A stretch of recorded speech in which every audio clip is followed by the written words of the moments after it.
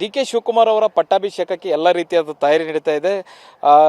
ರಾಜಭವನದ ಅಂದರೆ ಲೋಕಭವನದ ಗ್ಲಾಸ್ ಹೌಸ್ನಲ್ಲಿ ಏನೆಲ್ಲ ಚಟುವಟಿಕೆಗಳು ನಡೀತಿದೆ, ಪ್ರಿಪ್ರೇಷನ್ ಹೇಗಿದೆ ಅನ್ನುವಂಥದ್ದನ್ನು ಸ್ಥಳಕ್ಕೆ ಹೋಗಿ ಪರಿಶೀಲನೆ ಮಾಡಿಕೊಂಡು ಮಾಗಡಿ ಶಾಸಕರಂತ ಬಾಲಕೃಷ್ಣ ಅವರು ಬಂದಿದ್ದಾರೆ. ಸರ್, ಹೇಗೆ ಪ್ರಿಪ್ರೇಷನ್ ನಡೀತಿದೆ ಅಂತ? ಸರ್, ಪ್ರಿಪ್ರೇಷನ್ನು ಆ್ಯಸ್ ಯೂಶುವಲ್ ಆಗಿ ಅಧಿಕಾರಿಗಳು ಜವಾಬ್ದಾರಿ ತಗೊಂಡು ಮಾಡ್ತಾ ಇದ್ದಾರೆ. ಜಸ್ಟ್ ನಾವು ನೋಡ್ಲಿಕ್ಕೆ ಹೋಗಿದ್ದು ಅಷ್ಟೇ. ಏನಾದರೂ ಸಣ್ಣ ಪುಟ್ಟ ಅಲ್ಲಿ ಸಜೆಷನ್ಗಳಿದ್ದರೆ ಕೊಟ್ಟು ಅದನ್ನು ಬದಲಾವಣೆ ಮಾಡಬೇಕು ಅಂತೇಳಿ ಡಿ ಕೆ ಸುರೇಶ್ ಅವರು ಖುದ್ದು ಅಲ್ಲಿ ಹೋಗಿ ನೋಡ್ಕೊಂಬಂದರು. ಅವ್ರ ಜೊತೆ ನಾವು ಕೂಡ ಹೋಗಿ ಅಲ್ಲೆಲ್ಲ ಯಾವ ರೀತಿ ಪ್ರಿಪ್ರೇಷನ್ ಮಾಡ್ತಾ ಇದ್ದಾರೆ ಅಂತ ವೀಕ್ಷಣೆ ಮಾಡ್ಕೊಂಬಂದು. ಸರ್, ಈಗ ಕಾರ್ಯಕ್ರಮದ ರೂಪುರೇಷೆ ಹೇಗಿದೆ ಸರ್? ಡಿ ಕೆ ಶಿವಕುಮಾರ್ ಅವ್ರಿಗೆ ಒಂದು ಕನಸಿತ್ತು ವಿಧಾನಸೌಧದ ಮುಂದೆ ಪ್ರಮಾಣ ವಚನ ಸ್ವೀಕಾರ ಮಾಡಬೇಕು ಅಂತ. ಅದಕ್ಕೆ ಎಲ್ಲೋ ಸಂದರ್ಭ ಅದಕ್ಕೆ ಅವಕಾಶ ಮಾಡಿಕೊಟ್ಟಿಲ್ಲ, ರಾಜಭವನದಲ್ಲೇ ಮಾಡಬೇಕು, ಅದ್ದೂರಿತನ ಬೇಡ ಅನ್ನುವಂಥದ್ದನ್ನು ಕೂಡ ಹೈಕಮಾಂಡ್ ಹೇಳಿದ್ದಾರೆ ಅನ್ನುವಂಥದ್ದು. ಹೇಗೆ ಪ್ಲಾನ್ ನಡೀತಿದೆ ಸರ್?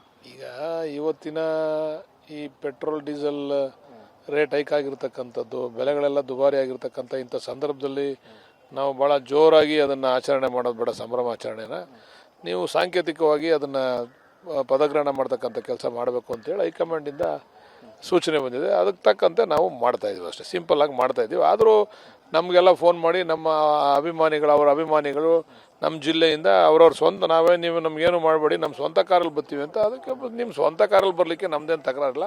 ನಾವು ಯಾವುದೇ ವಾಹನಗಳ ವ್ಯವಸ್ಥೆ ಮಾಡೋದಿಲ್ಲ, ಬಸ್ ವ್ಯವಸ್ಥೆ ಮಾಡಲ್ಲ ಅಂತ ಹೇಳ್ಬಿಟ್ಟಿದ್ದೀವಿ ಅವ್ರಿಗೆ. ಅವ್ರ ಸ್ವಂತ ಕಾರಲ್ಲಿ ಬಂದು ವೀಕ್ಷಣೆ ಮಾಡ್ಕೊಂಡು ಹೋಗ್ಬೋದು. ಎಷ್ಟು ಜನ ಸೇರ್ಬೋದು? ಮತ್ತು LED ವ್ಯವಸ್ಥೆ ಏನಾದರೂ ಮಾಡಿದಾರೆ ಬೆಂಗಳೂರು?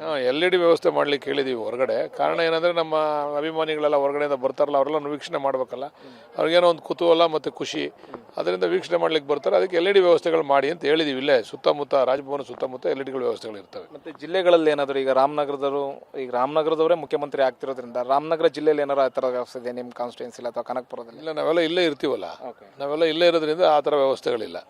ಮತ್ತು ಇನ್ನೊಂದು ಬಹು ಮುಖ್ಯವಾಗಿ ಈಗ ಡಿ ಕೆ ಶಿವಕುಮಾರ್ ಅವರಿಗೆ ಮುಖ್ಯಮಂತ್ರಿ ಆಗಬೇಕು ಅಂತ ನೀವೆಲ್ಲ ಹೋರಾಟ ಮಾಡಿದ್ರಿ.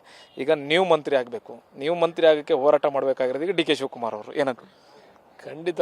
ಈಗ ಡೇ ಒನ್ನಿಂದ ಮೊದಲನೇ ದಿವಸದಿಂದ ರಿಸಲ್ಟ್ ಬಂದು ಮೊದಲನೇ ದಿವಸದಿಂದನೂ ನಾನು ಡಿ ಕೆ ಶಿವಕುಮಾರ್ ಅವ್ರನ್ನ ಮುಖ್ಯಮಂತ್ರಿಯಾಗಿ ನೋಡಬೇಕು ಅಂತಕ್ಕಂಥದ್ದನ್ನು ನಾವು ಮೊದಲಿಂದನೂ ಕೂಡ ಪ್ರತಿಪಾದನೆ ಮಾಡ್ಕೊಂಡು ಬಂದಿದ್ದೀವಿ. ಬಹುಶಃ ಅದು ನಮ್ಮ ಆಸೆ ಈಗ ಈಡೇರಿದೆ. ಸಿದ್ದರಾಮಯ್ಯನವ್ರ ನಂತರ ಯಾರು ಅಂತಕ್ಕಂಥ ಒಂದು ಪ್ರಶ್ನೆ ಇತ್ತು. ಈಗ ಅದು ಡಿ ಕೆ ಶಿವಕುಮಾರ್ ಅವರೇ ಅಂತ ಈಡೇರಿದೆ. ಈಗ ನಾವು ಒಂದು ಆಸೆ ಇಟ್ಕೊಂಡು ಅವ್ರ ಪರವಾಗಿ ನಾವು ಮಾತಾಡ್ಕೊಂಡು ಬಂದು ಈಗ ಅವ್ರಿಗೆ ಈ ರಾಜ್ಯದ ಚುಕ್ಕಾಣಿ ಇಡತಕ್ಕಂಥ ಅವಕಾಶ ಸಿಕ್ಕಿದೆ. ಅವರು ಮಂತ್ರಿಮಂಡಲ ರಚನೆ ಮಾಡಬೇಕಾದ್ರೆ ಅವರು ನಮ್ಮನ್ನು ಬಹುಶಃ ಅಂದ್ಕೊಂಡಿದ್ದೀನಿ ಕನ್ಸಿಡರ್ ಮಾಡ್ತಾರೆ ಈ ಸಾರಿ ಅಂತ. ಈಗ